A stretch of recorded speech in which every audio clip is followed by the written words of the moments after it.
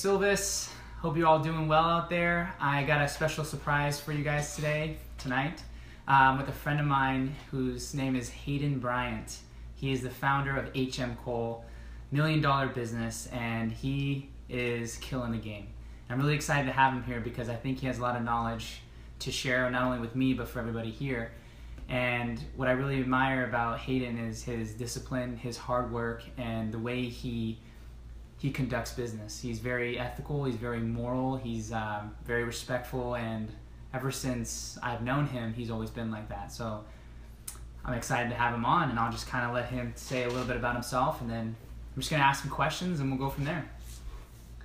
All right, I don't know what to say about myself. My name's Hayden. I started HM Cole with a couple partners about 5 or 6 years ago. The way I got to know James was he was a client of mine, still is, but more like a friend now. But James, he buys clothing from me. So my company is a clothing company. We sell custom clothing, and that's kind of a part of who James is, and that's how we got to know each other, because James looks great in a suit, and it helps him convey his message, which I know is important to all of you. So. That's who I am. I have a wife and 2 children. I travel a lot. I have a factory overseas that we built, and we have over upwards of 70 people working for us, and that's a little bit about who we are and what we do, and we just work hard. Beautiful. So I've known him for about 6 years now, and I remember buying my first suit and talking to him about it. He told me 27 different measurements, right? Yeah, around there. Give or take, depending on the body type. So he goes, how would you like to have a suit that's measured to your body in 27 different ways? And to that point, I'm a very short guy, so I have to be very careful with the kinds of clothes that I wear because I can look like a very unorganized mess. So he told me 27 different measurements, and I was like, yeah, let's do it. And so he came over to my place, and it was 6 years ago when I bought my first suit. It was a black one, and never stopped. And it's become addicting, and as you know, I wear them all the time. But to see Hayden go from where he was to where he is now is inspiring, and that's one of the reasons why I wanted to bring him on today, is to really understand what that journey was like and see if we can pull out any golden nuggets for the viewers and for myself. So. Those were the dark days. Those were the dark days. Those were, man. I remember you telling me, you're like, man, all this hard work that I'm putting in, all the things that you're dealing with. Yeah, I wouldn't call them the dark days, but those were the early days. Those were the beginnings, and looking back on them, they're not necessarily dark, but they're a different type of challenge that I face today. And not that the challenges ever end, but. Right. But they're just different, and that's what's fun. That's what's fun about business. That's what's fun about life. Yeah. So you started 6 years ago, right? Yeah, a little over 6 years ago, I think. So in 6 years, built it to this massive, this business that's competing with big giants like what, Men's Warehouse. Who else? The clothing industry alone is huge. So just kind of walk us through that. Yeah, it's interesting. That's one thing that's interesting about my business is I didn't invent some new crazy industry. I didn't invent Facebook or the computer or something. I just I got into a very crowded space and found a way to make a name for ourselves and differentiate ourselves from other people and gain a loyal following. So yeah. What was one of the hardest things that, as the growing pains that you felt, what was one of the hardest things that you had to deal with, in that 6 year span? The hardest thing was, of course, it's always a sacrifice, and at different times that sacrifice changes. I would say, sometimes that sacrifice is time with my family. Sometimes that sacrifice, and I try to keep that one to a minimum, but sometimes that sacrifice is no paycheck, for a long time, and sometimes that sacrifice is a lot of travel, but on the flip side, you look at the other things, and it's great because it's those same sacrifices had their own blessings, because when you do cut yourself that first check that's big, it's nice. It feels good. Yeah, it feels totally. great. And then that, you know, that time that you get to travel with your family and take them to places they've never been, and the other times when I've even had alone times with myself in a hotel room in some city that I've never been before, and I walk outside and I just go for a walk and go exploring in a new place. That's great, you know. Yeah. So there's always the beauty in the thorns, you know. Yeah. So Beauty in the thorns. I like that. Yeah, I mean, it's been a journey. It's been a pleasure and honor to watch you, though. But like, so give us, because there's a lot of entrepreneurs that I'm watching, a lot of people that own businesses, and I want them to really understand, to go from where you were to where you are now, how much work and dedication that took. You know, like give them a little nugget, you know, gold that you can muster up from your experience. Well, I don't know. I don't have any advice or Sure. anything, you know, that I feel like is more powerful than just your ability to work hard. And what I think helps you work hard is self-confidence and self-motivation, you know, just what James does here. I believe in it, I follow it, and I think that it's important, because in order to work hard, you have to have that fire underneath you. There's nothing to work towards if you don't believe in what you're doing, and in order to believe in what you're doing, you have to be confident, and there's a lot of ways that you can become confident, but the tools that James teaches, the things that I use in my life to stay confident and stay motivated are, you know, numerous, and I don't know if I have time to go through all those. Yeah, no. But the overall theme, I would say, is that it's all about hard work. There's no other secret to what I've done other than hard work. But beyond hard work, it's important to take the underlying foundation of strong motivation, strong confidence and motivation to just move forward and push past that next barrier and pivot and do what you've got to do. And when that tough decision comes, you turn right, and you turn right confidently, and you hit the gas pedal, and if you run into something, then you back up and turn it around and go again. Yeah, that's true. I remember having my first suit and getting an opportunity to speak in front of the county commissioners, and it was a big deal for me because this was like really early in my career. And I remember feeling so much better knowing that I was putting on a suit that fit me, because before that I would have a Men's Warehouse suit, and so like, you know, my pants would be over my shoes, my like calves would be like this wide, and I would put it on and I'd look in the mirror and I'm like, what is this? Especially after trying something like this on. It was like a glove, and when I look in the mirror and I look good because I feel good, right? Then my delivery of my speech or my presentation comes off a lot more fluid-like. But when I am not wearing that, it's not as powerful for me.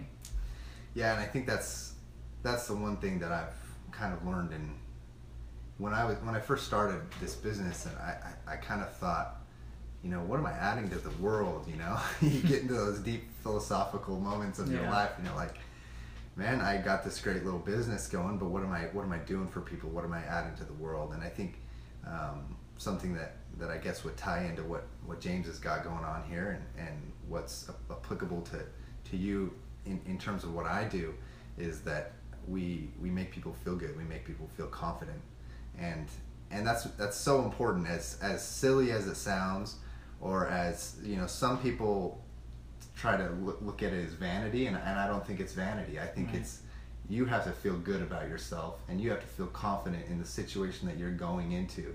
That doesn't mean you have to spend a ton of money on clothes or cars or whatever. It just means that whatever you're doing, you have to feel on par or better than those around you in terms of feeling confident and feeling and looking good and looking the part.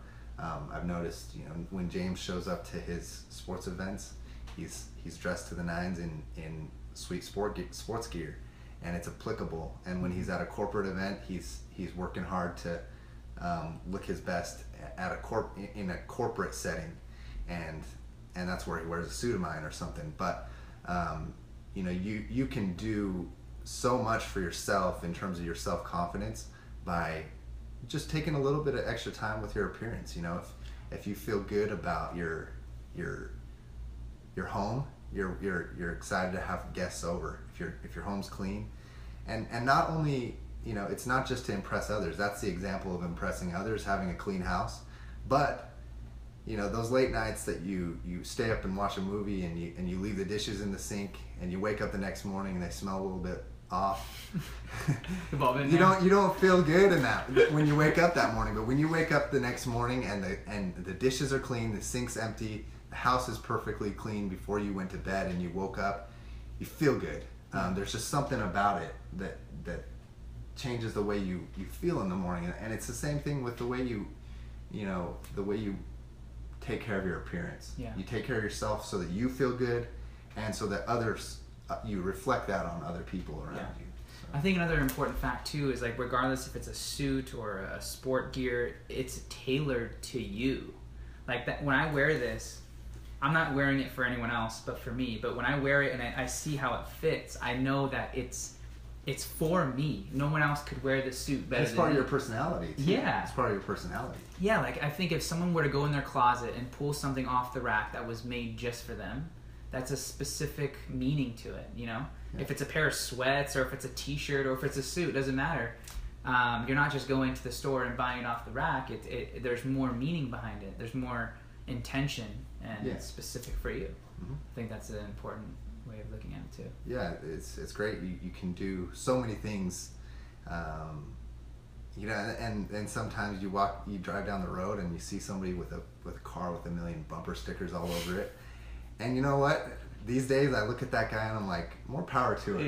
That guy is just rocking it. However he wants to rock it, he's rocking it, and that's great. Of course, I'm always of the opinion that you're professional and you're clean and you're this and that and the other, but I respect and I give props to anybody that expresses themselves through how they confidently expresses themselves with how they appear, and I think that you have to appear the way you want to become. The phrase "fake it till you make it" is real. You really do have to fake it until you make it, and part of doing that is dressing the part, being the part, living the part. You see these actors that get so far into character, and you got to be that guy. You got to be that character. Do you have a story of when you faked it till you made it? Oh man, like you were in a suit. So many. I mean, first probably year and a half of my business, I only had one suit. But it would look good. I had one suit that looked good, and I would try to not let my clients see me twice in it. Right. I would, or take your jacket off. Yeah, I would or take my jacket different tie. off. At the time, I was putting all of the resources into growing my business, and I had one suit, then I had two, and then now I've got a lot of suits. But there's a lot of. I mean, that's just one little example, but so many ways to fake it till you make it, and I'm not saying. But it's all about making it. You've got to be ready to make it. And sure, it's got to have the skill, and you got to have the passion there too. Yeah, it's part of the process. Yeah, but there does come a point when you're in your business and you have to step further than you've ever been. It's that leap, right? And you're like, here it goes, and you're best prepared as best as you can, and then you just go. Oh yeah, you jump out, you burn those canoes. You burn those canoes, because that's something that I did. I had a decent job, a decent summer job that I made decent money at, and I just quit it. I said, no, I'm not going back this year. I'm not going to do it. I'm gonna do what I'm gonna do this, and grow my business and take those risks, take those calculated, steps towards doing what you got to do. So I know we were kind of in the same boat there, where we worked that industry and then we kind of branched off into our own thing. What was it for you that made you really comfortable to just say, you know what, burn the boats, go? I just knew that I could do it. I knew that, and luckily at the time I kept my expenses really low, and I had kind of been gearing up. It really is a snowball effect. It's not like one of those things where you can just be like a tiny pebble and then decide tomorrow that you're gonna jump off the cliff. Don't jump off the cliff, just roll down the hill and build up some momentum and get that snowball bigger and bigger and bigger and bigger. Right. And then you don't have to be worried a little cliff when you're just gonna roll right over it. It's not even, you're not even gonna feel it. But when you think that, don't be unwise, but be confident that you're, be bold, be brave. Right? Be brave, yeah. Be ready to go down that path, but don't look back. Right. Don't look back. No matter how much you plan, it's still gonna be scary. It's still gonna be fair. You're never gonna know it all. You're never gonna know it all. And you probably know this better than anyone. You have to be able to adapt to what comes your way too. I mean, as you own your business, everything's going great, and all of a sudden, big avalanche comes up, and you're like, where did this come from? Yeah. And then you got to deal with it, and now you got to shift and be mobile. Yeah, and you'll find that when you reach another level, you feel like if I just get around this corner, then I've arrived. I'm there. Like, everything's gonna be great. But you get around that corner, and there's a new surprise.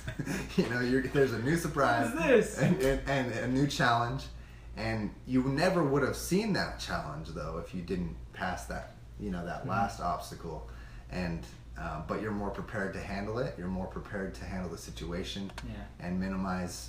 And it's not even damage control all the time. Sometimes it's just like, how do I? Everything's going well, but how do I get to the next level? I'm not quite satisfied here. So what investments? What decisions? What people do I need to surround myself with to get to that next level, and then you go out and you make that next level happen. Yeah. So.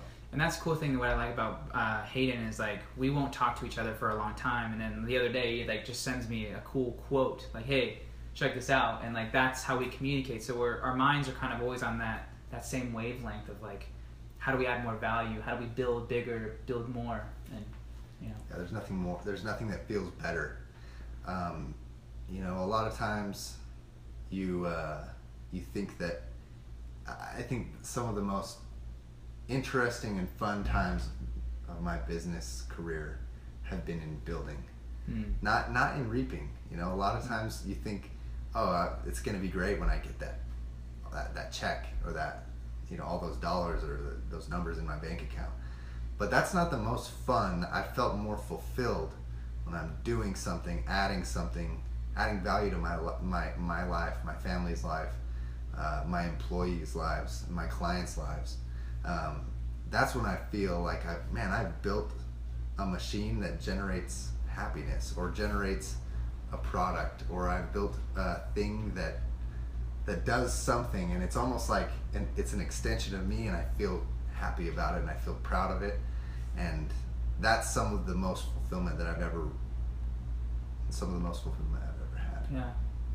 Is there anything that you do in the morning that really gets yourself ready to take on the day? I've talked about a concept lots of people have about priming, like a meditative exercise, or something you say to yourself in the mirror, or someone you talk to before you go out and do your day. Is there anything that you do there? I pray. I'm a religious person, but I do wake up early. I'm a morning person, and I think that's I don't know the science behind it, but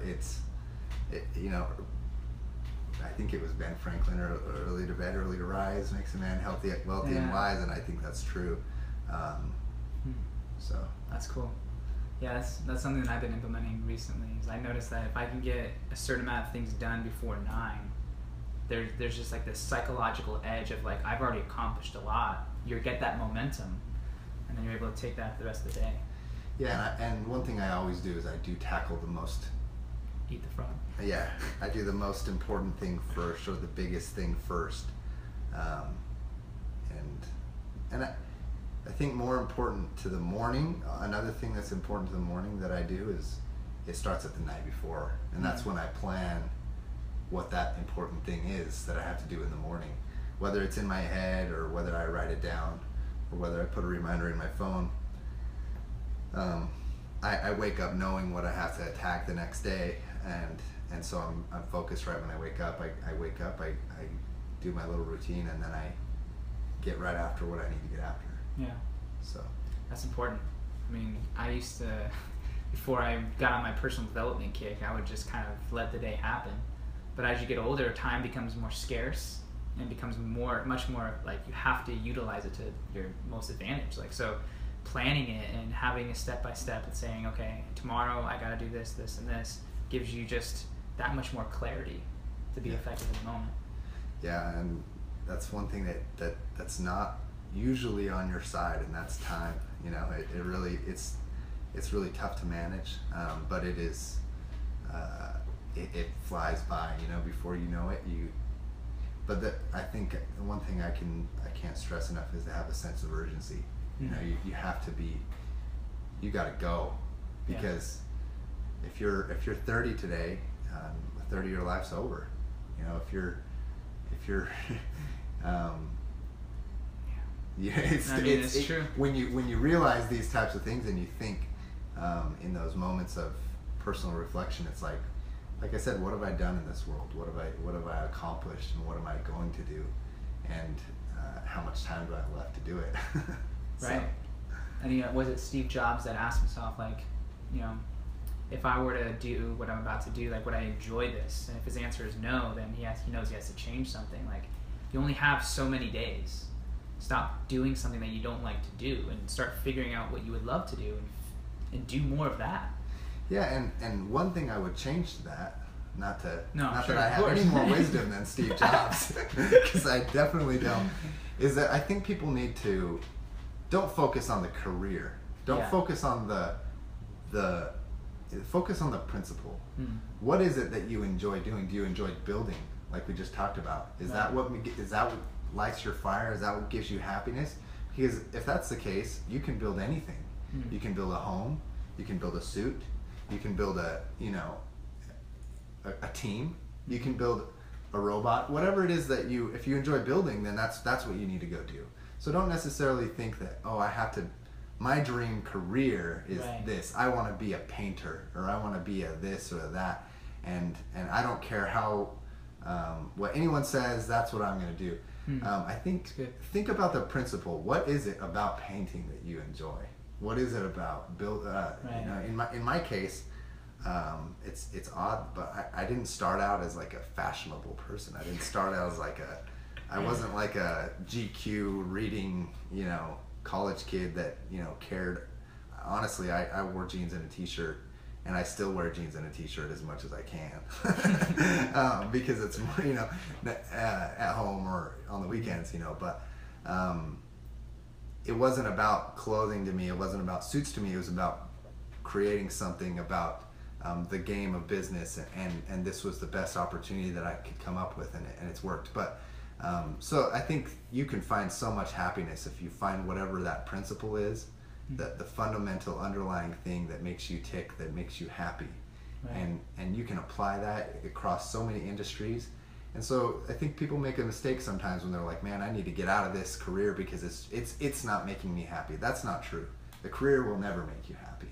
You have to find out what it is about it that really is bothering you, or what it is about it that you like, and then focus on that thing, and you'll find your happiness. True, because you may be able to find a new position in your current career that would change the game. Yeah. Or you may just change your paradigm, change your mindset about what you're doing, and like I said earlier, I was like, man, what value am I adding to the world? When I realized that I really was helping people look better, feel better, be more confident, then it changed the way I looked at what I was doing, and then I looked at how I was impacting, you know, how these millions of dollars that are being generated by what I'm doing are blessing the lives of my employees. They're able to, you know, feed their families and enjoy what they're doing, and what I'm doing is bigger than myself. Yeah, you know, that's so important too. You have to find that. That's like the ultimate fulfillment, right? Yeah. Yeah, knowing what you're doing has a bigger effect than just you. And I noticed that when I work with other teams and corporations and stuff, and I share that, it's a feeling that nothing else will do unless it's something bigger. Yeah. Like, man, I walk out of there sometimes and I'm just like vibrating so high. I'm like, man, whew.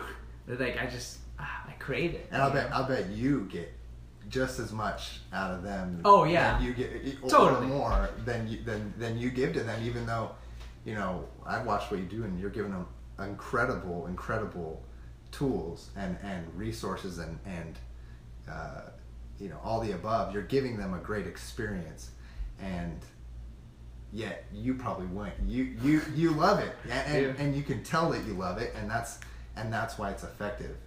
That's why you're still doing it. That's why people hire you to do it. That's why they should hire you to do it, because you love what you're doing, and you're confident and you're happy doing it, and it shows. So. Thanks, man. You too.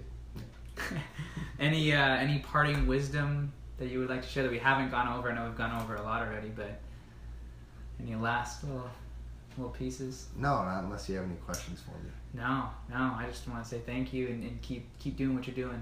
The scale that you're growing at is remarkable, and you know, continue to send me more quotes, continue our conversations. Yeah, I'm happy to. I like it. Yeah. So thank you everybody for tuning in. We got some value from this great man, and hope to see more. He's gonna come to Vegas, and we'll get together and do more of these. Sure. Yeah. Cool. All right. Well, thank you. Have a great night.